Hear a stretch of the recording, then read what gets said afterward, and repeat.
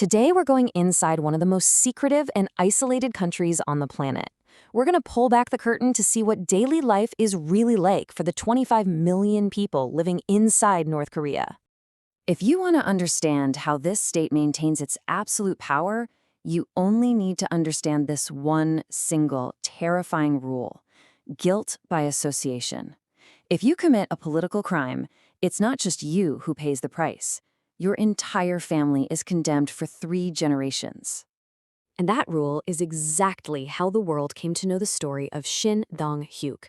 See, he wasn't sent to a prison camp, he was born inside one. Why? Because years before he was even conceived, his uncle had managed to escape the country, and for that, his whole family was branded as enemies of the state. Now, you have to imagine, growing up, the only thing Shin ever really knew were the camp's brutal rules and a constant gnawing hunger. So at just 13 years old, when he overheard his mother and brother whispering about an escape plan, he did exactly what the camp had taught him to do. He went straight to a guard, just hoping for a reward of a little extra food. He never got that food.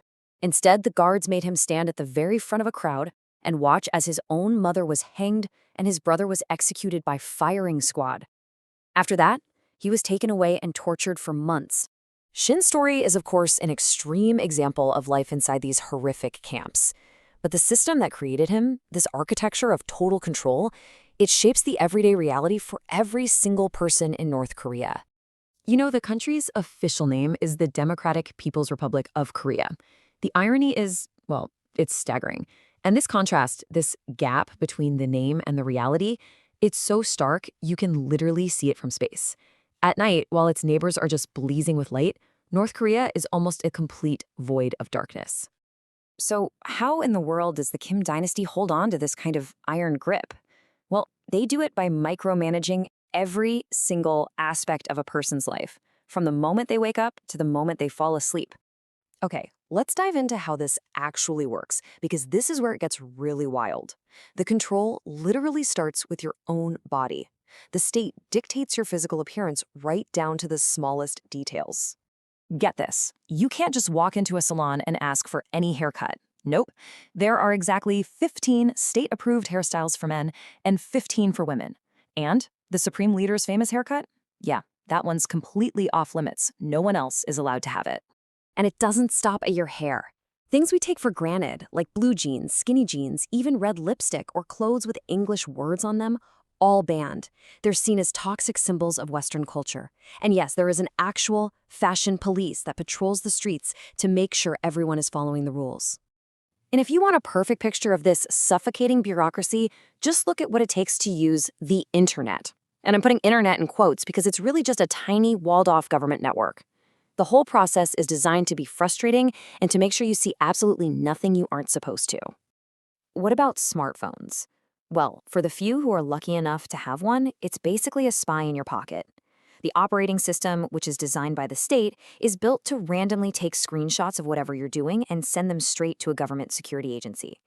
All of this intense personal control, it's not just a random collection of rules. It's all part of something much bigger, something more powerful. A rigid, hereditary caste system that locks in your destiny from the moment you're born. It's called songbun, and it has nothing to do with your talents, your hard work, or your ambitions. It is all about your bloodline. The system sorts every single person into a class based on how loyal their ancestors were to the Kim family. So think about it. Your entire life path is basically mapped out for you before you're even born. If your family is in the core class, you get to live in the capital, Pyongyang, with the best of everything. But if you're born into the hostel class, you're sent to the poorest parts of the country, you get the worst jobs, and you face a lifetime of discrimination. And the worst part, you can never, ever change your class. And what holds this entire system together? Well, it's that same guilt by association rule we started with. One political mistake from someone in your family can doom everyone, for 3 generations, to the hostile class, or even worse. This is why Shin Dong-hyuk was born into a life of punishment for a crime he didn't commit. And for the most hostile families, this is their fate. Right now, it's estimated that somewhere between 80 and 120,000 people are trapped in these political labor camps. The conditions are just unimaginable. forced labor, brutal guards, and near starvation rations, to the point that about 40% of the people there are expected to die from hunger alone. But then, in the 1990s, after a devastating famine where the state completely failed to feed its people, something really incredible began to happen.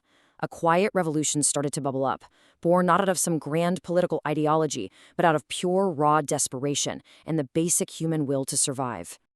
See, the men were stuck in these dead-end state jobs with salaries so worthless they couldn't even buy a single kilogram of rice. So it was the women who had to find a way to survive. And they did.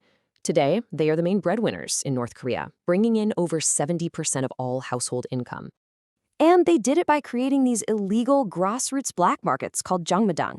It started with just a few people trading vegetables to stay alive, but it's exploded into the country's real economy. The jangmadang is where people now get everything the state can't give them: food, medicine, and, most dangerous of all for the regime, illegal USB drives packed with foreign movies and TV shows. And these markets, run by these incredible entrepreneurial women, are doing more than just feeding people. They are creating tiny cracks in the very foundation of this dictatorship. The three main pillars that have held the regime in power for decades, they're all starting to get challenged. Okay, so think of it like this. The regime was built on cruelty and fear, right? But now, because of the markets, corruption is everywhere, and guards can be bribed. It was built on that rigid Sungbin caste system, but now money from the markets is creating a whole new kind of status.